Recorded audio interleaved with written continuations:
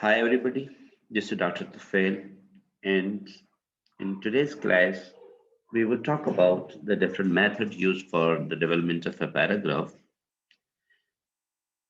But before proceeding to today's class, I would invite your attention towards our previous classes in which we discussed how to write a sentence and then how to write a paragraph. While writing a sentence, we learned that a good sentence has a varieties, may it be simple, compound, complex, compound, complex. It can begin with adverb, adverbial phrase, or it can begin with this participle phrase, or infinitive phrase, or prepositional phrase, or adverbial clause, or introductory comments, or signaling words, transition words. Then we should choose strong words to convey our message. Then we also discussed that each the important idea should be put in the main clause and the subordinate idea should be put in subordinate clause.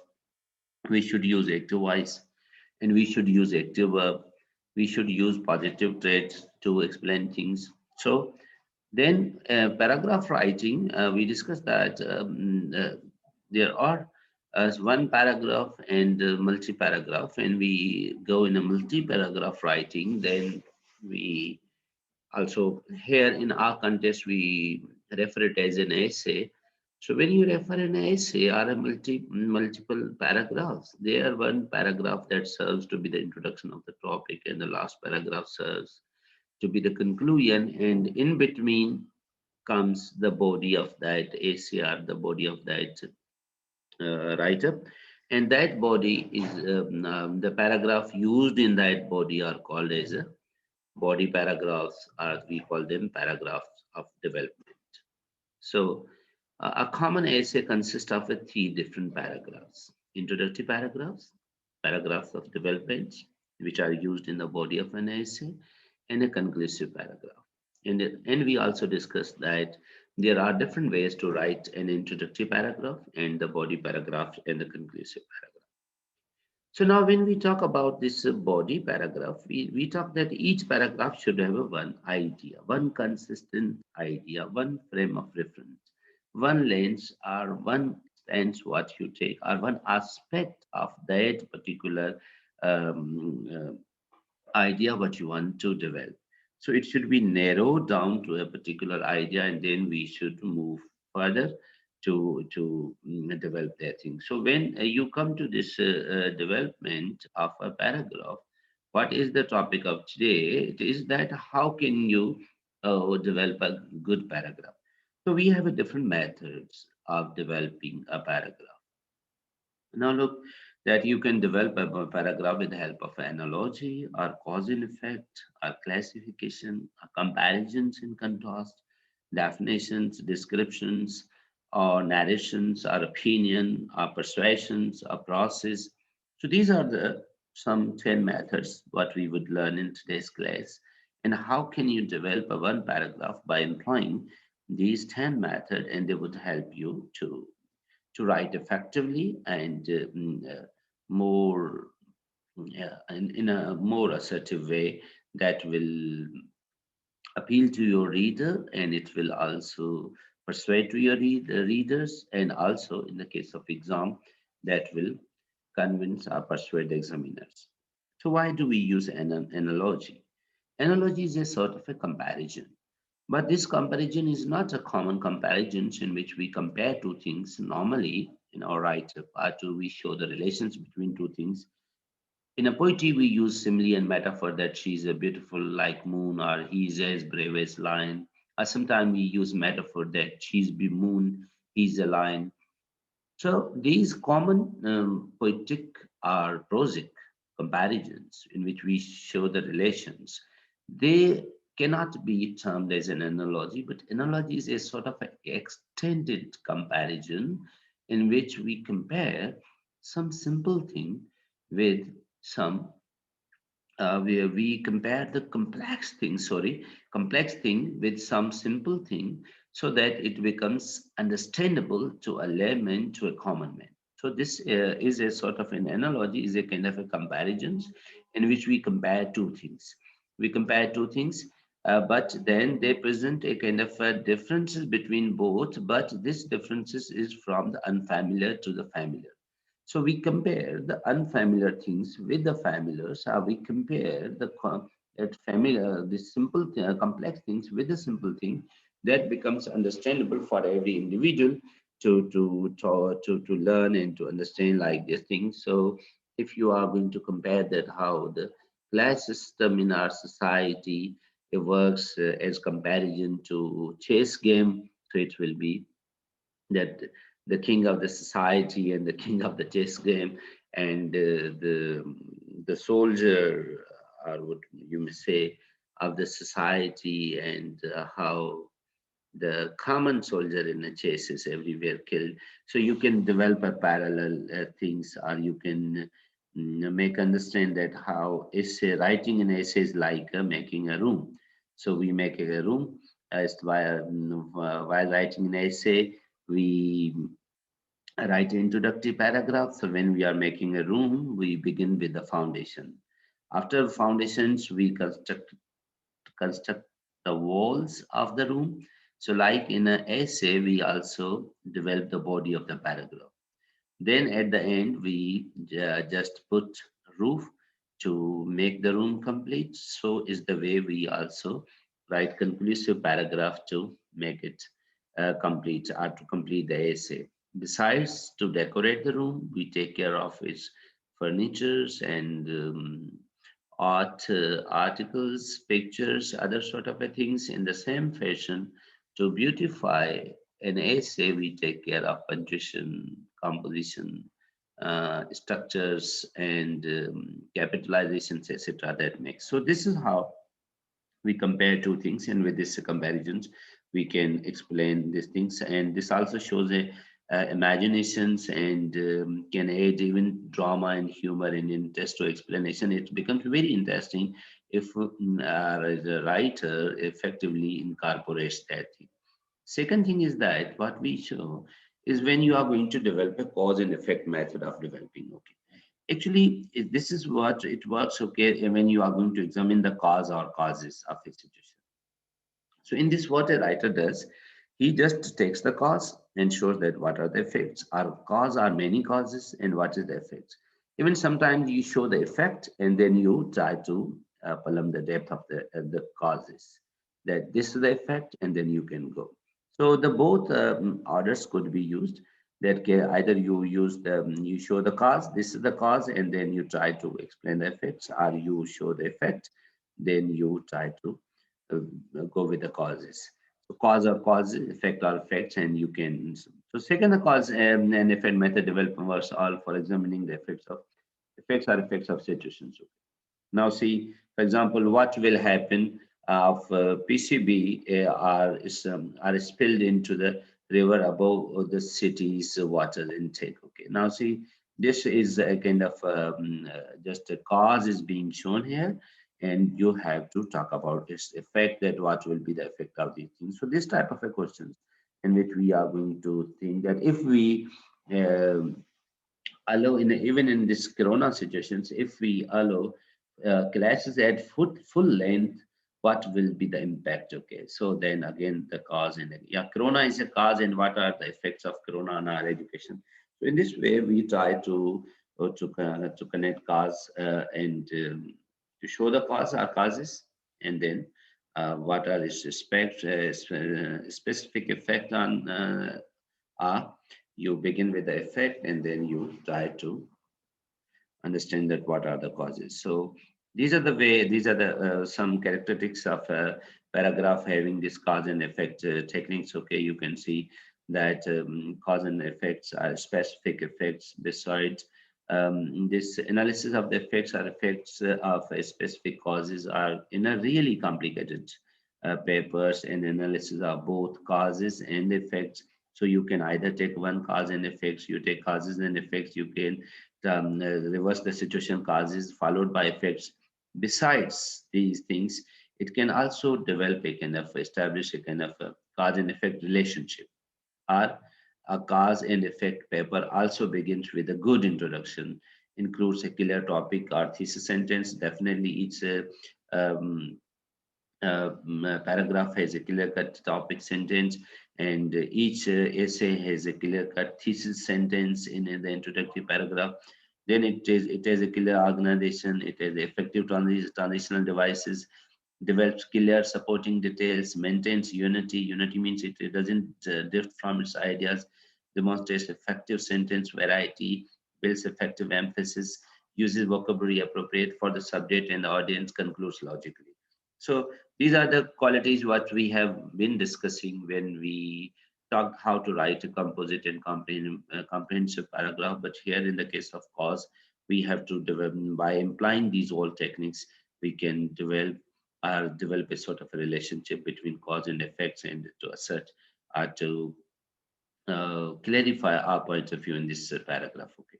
The third technique of a developing paragraph is a classification. Here we use classification when in a paragraph we have a different type of things or subject matters, or they belong to different classes, to different categories, and in order to comprehensively deal with that different areas, we classified them in a certain classes, and then we try to put our ideas in accordance with this. So these are the subject characteristics of a classification writing.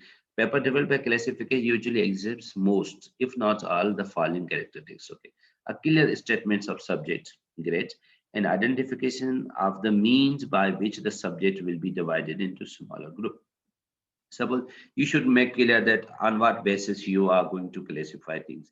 Maybe on the basis of genre, maybe on the basis of their types, maybe on the basis of their effect, maybe on the basis of their contribution, maybe on the basis of their nature, maybe on the basis of their functionalities. So this could be, suppose if there's a drama in the poetry, in the novel, and fiction, then we have essay writing, creative literary essays, and memoirs, biographies, autobiographies. These are different book, and I have books from these different genres. So what I would do, I would categorize them, I would classify them, I would bring all the autobiographies in a one class, and novel in another, in drama in another, in a poetry in the fourth. So this is how we can classify the things. So this classification basically gives you a kind of divisions of those components what we are going to discuss, and it helped us to understand, and it also helps a writer to develop these different classes separately at the first stage, but then again to deal them in a collective or holistic manner if the need is there. तो पहले उनको classes में देकर फिर हम उनको as a whole भी discuss कर लेते हैं अगर हमें उनमें से कलेक्टिवली कोई एक पॉइंट ऑफ व्यू डेवलप करना होता है सो these are the transitions, and then that discussions of a single divisions to a single paragraph or a single sections of the paper, logical order appropriate for the subject. So you have to think that which class should be put in a first and which should come later on, and what should be the logical connections of these.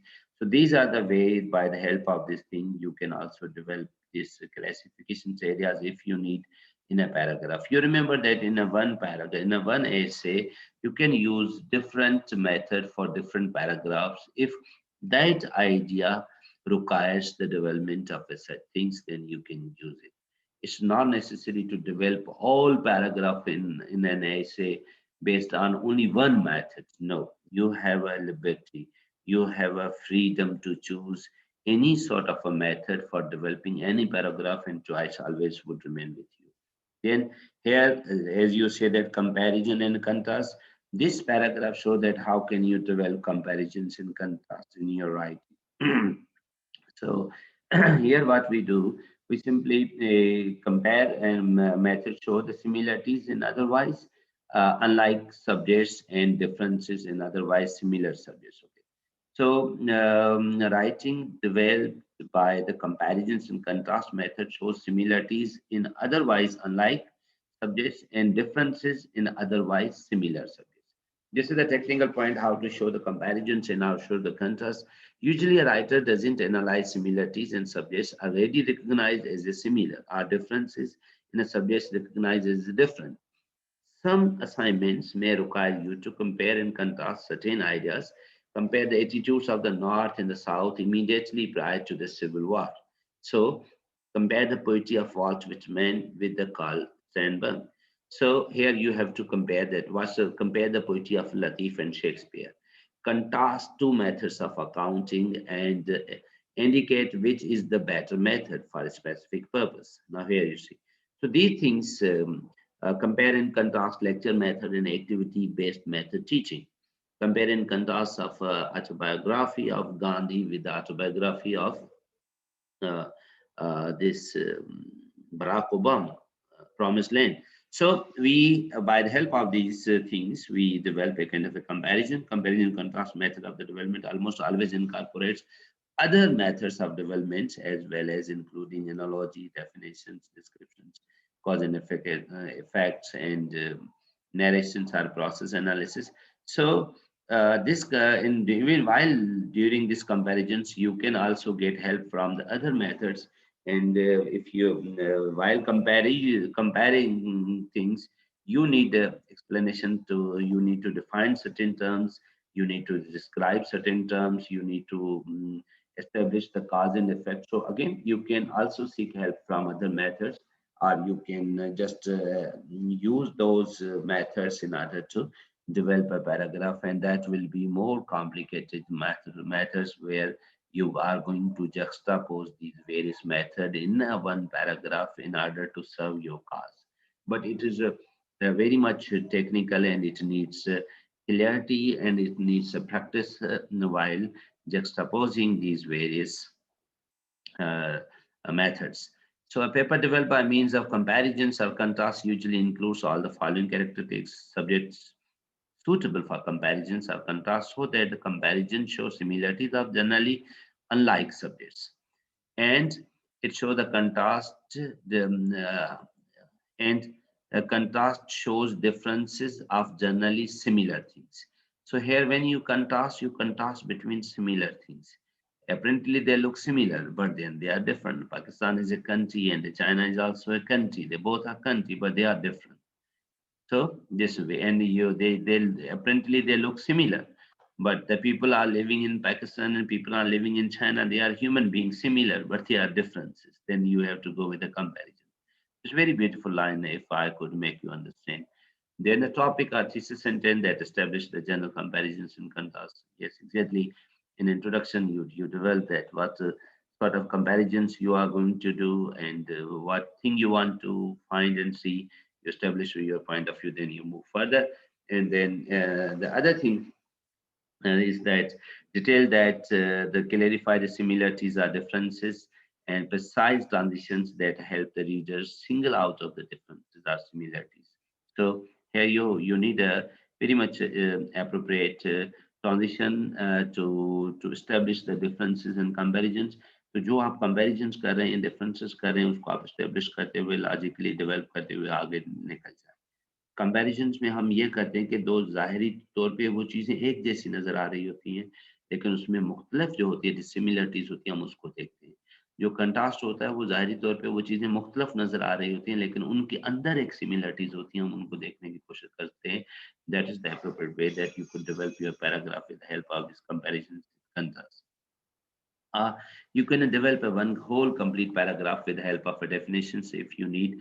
Certain terms are there, certain things are there which need elaboration, this needs explanation. So by helping these terms, definitions, you can use this thing. But when you define things, when you use definitions, be clear, it should be simple, it could be understandable, and even a common man could understand, okay, this should be understand for the layman.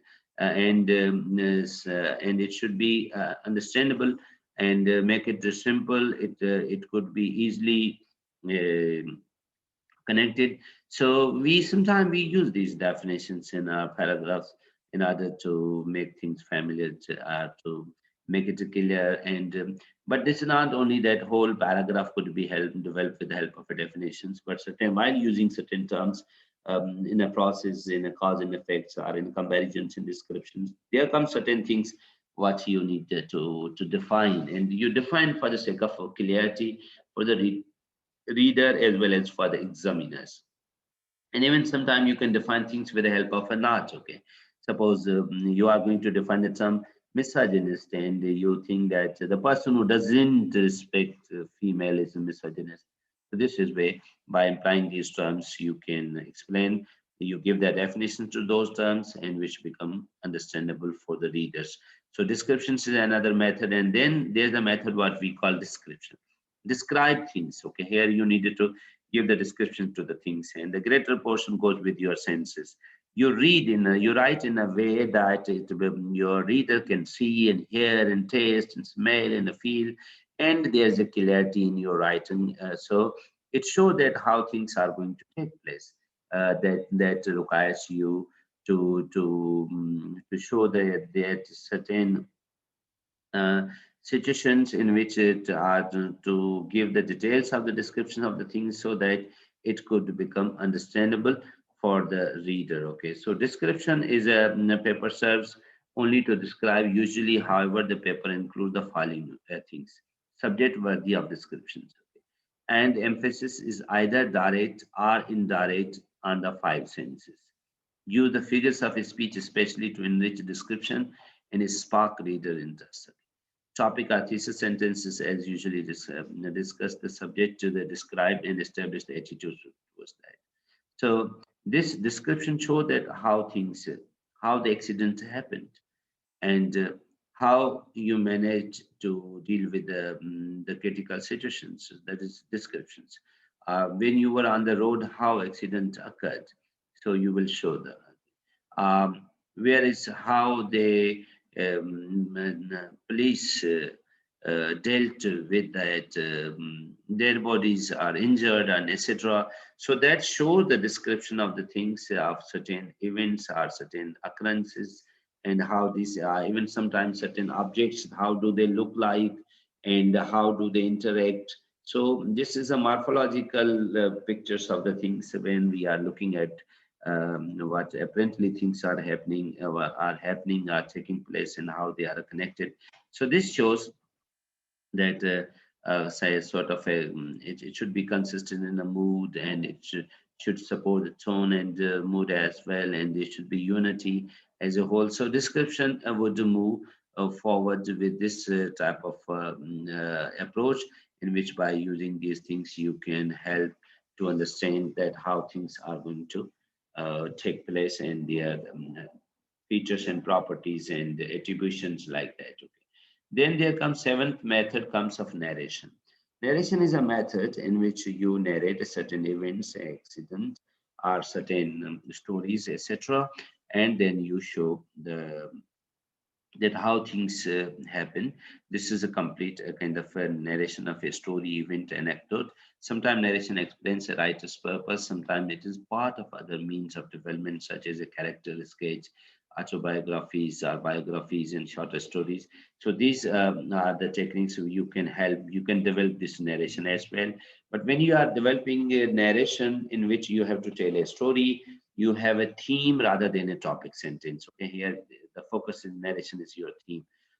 Be written in a first person, yes, exactly, because you are the narrator. So you begin with the first person, that I went to Karachi and I met Ali. Then the story begins. Tend to be factual. You have to add the fact in order to narrate the story. Include description, yes, exactly. Whenever the incidents, people, characters, what things you are going to refer, you can you need to describe them, and then you need to include dialogues.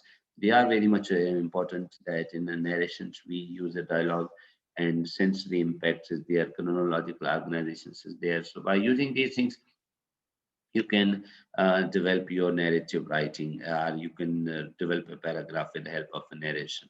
So the eighth idea is that when you are going to give your opinion, opinion is very important. By definition, cannot be proven. A writer who expresses one has an important responsibility. The writer must somehow show that she or he has examined all the facts, angles, possibilities, and as a result has made a judgment of formed an opinion. So the opinion paper serves many purposes, from sharing ideas to stimulating thinking. When you want to invite the attentions of people, it may explain the writer's reason for holding certain position, taking certain actions, or having certain reactions.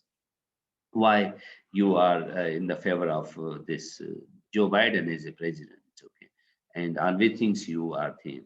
So, in addition to my cause, the readers the further examine evidence in an effort to support or disprove the writer's opinion. So, for example, you are asked to give your opinion on a certain statement, and then you either pursue that, you favor, or you defer, or you differ, whatever you think approach you imply, and whatever the standpoint you take. But then you have to move further to support or disprove that opinion. Opinions appear, and the persuasions or argumentative papers bear some similarities. There are a kind of similarities between this opinion as well as an argumentative papers or persuasion paper. But however, the persuasion paper has as its chief purpose to change the reader's mind.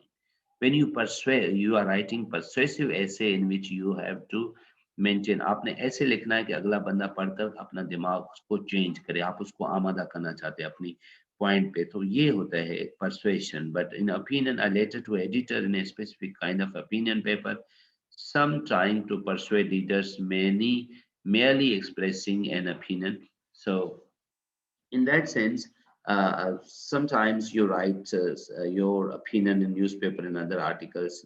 Other people may not agree with you, but this is your opinion. But when you say persuasive writing, in which it may be your opinion, but the way you write, you try to persuade other people that they should agree to your opinion. Okay, so the opinion paper should include a number of specific kinds of details. There should be an opinion essay should deal with a subject that cannot be proven. Yes, there are subjects what you can't prove, जिसको आप prove नहीं कर सकते, बस आप अपना opinion दे सकते. Deal with a topic worthy of the writer's efforts and the reader's time, that is express an opinion not widely held. आपको ऐसी बात ना करें कि जो सब लोग मानते, but express an opinion likely to cause opposition. एक ऐसा भी आप opinion दे सकते हैं जिससे लोगों की मुखालफत हो सकती है. Indicate the writer's careful examinations of the available facts. Then what you have to do that how the writer's careful examinations of the available, किस तरीके से उसने अपने opinion को build करने के लिए facts का सहारा लिया है. Indicate the writer and then provide details, illustrations, statistics, examples, comparisons, contrast, definitions, descriptions, cause and effects, and analogies to support the opinion.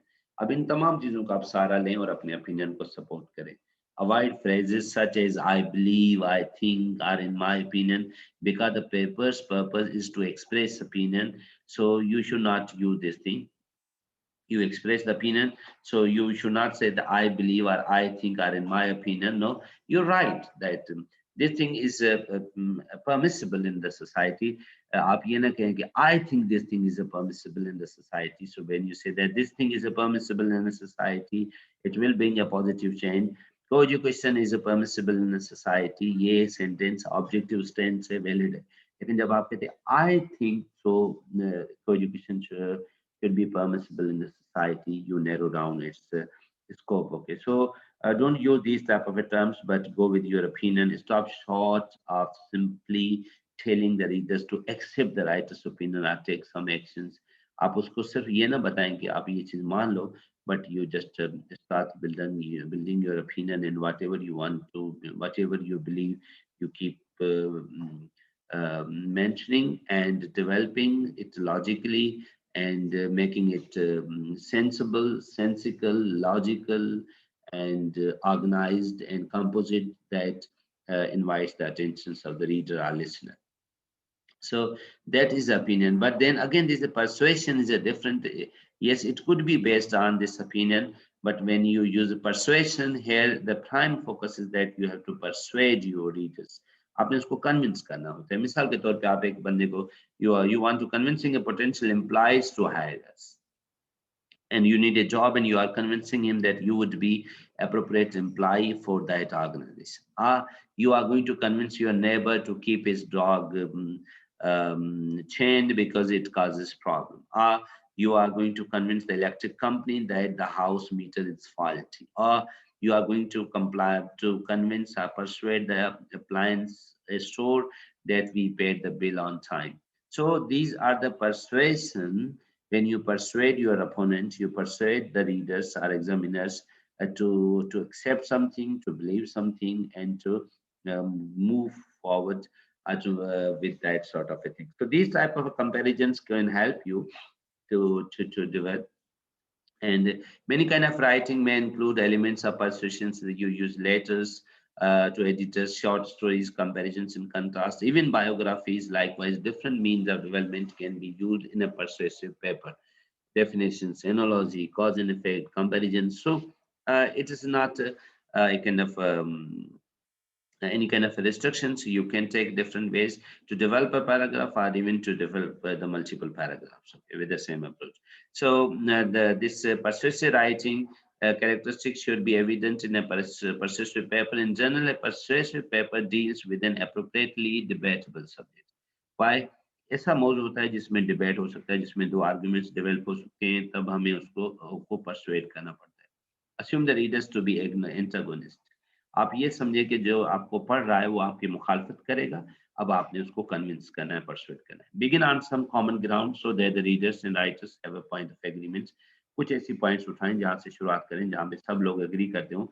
फिर anticipate the readers concerns and opposing point of view, and you should believe that where the readers or examiners would have retain his concerns, and what would be his strong point of view, and how you have to persuade him or her to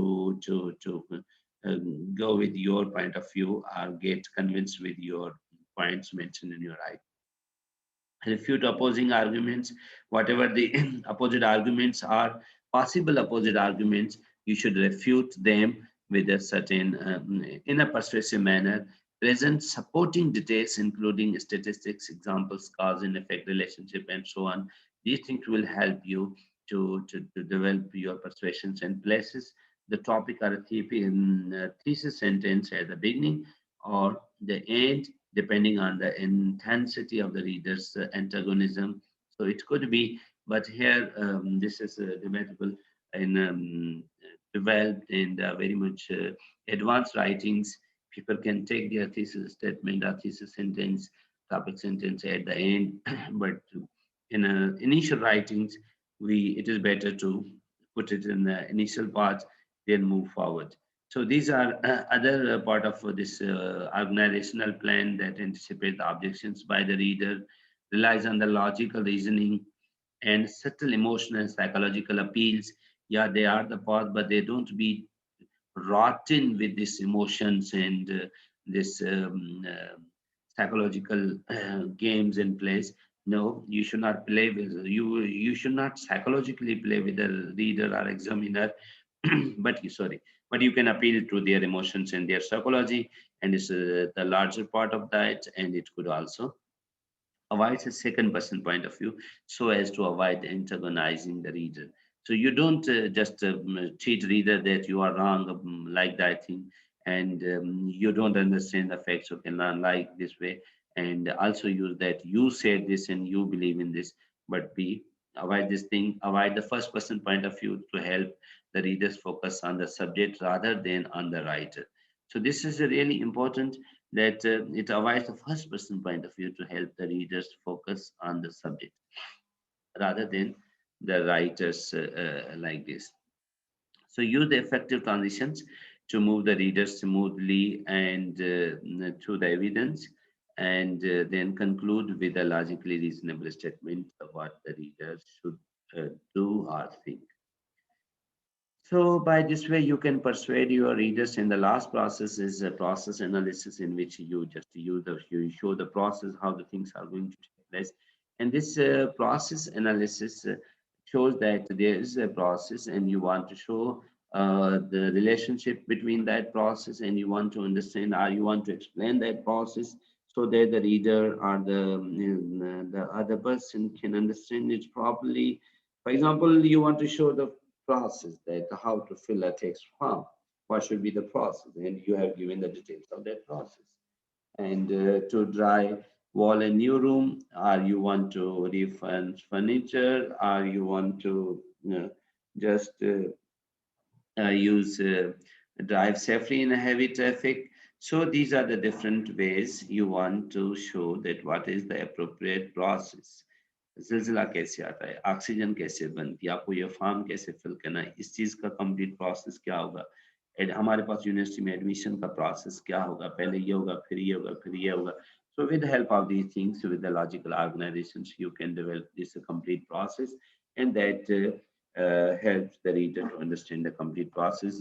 Process analysis paper takes many forms in the numerous directions, but in general, demonstrates the writer's familiarity with the subject, gives step-by-step directions or explanations. Now look here, you are given the direction or explanations, clarifies cause and effects relationship if there is a, if effect between two things he shows, follow the chronological order, maybe time, order of a time and space and importance, whatever. But here the chronological order refers to the time, includes illustrations, examples, and other specific details, includes ample transition to allow the readers in to follow the logical steps, etc.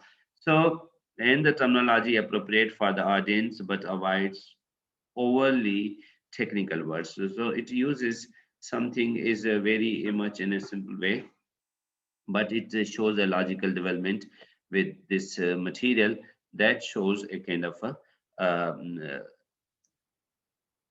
complete pictures of that process, and that makes us understand them. So this is how, by using these 10 different method, you can develop your paragraphs and multiple paragraphs also.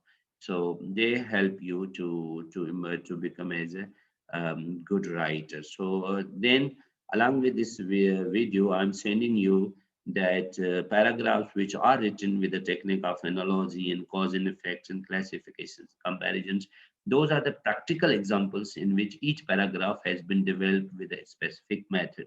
That paragraphs will again give you further insight to understand, and along with their characteristics, they are being analyzed according to their characteristics. And so the reading to that material along with this video would help you to complete this topic of developing different paragraph by implying and using these methods. So I hope this class would help you. This lecture would help you to understand your this particular specific topic, and keep working at home, and keep in touch with your studies till that we are allowed to come back in the classroom. Thank you very much. Take your time.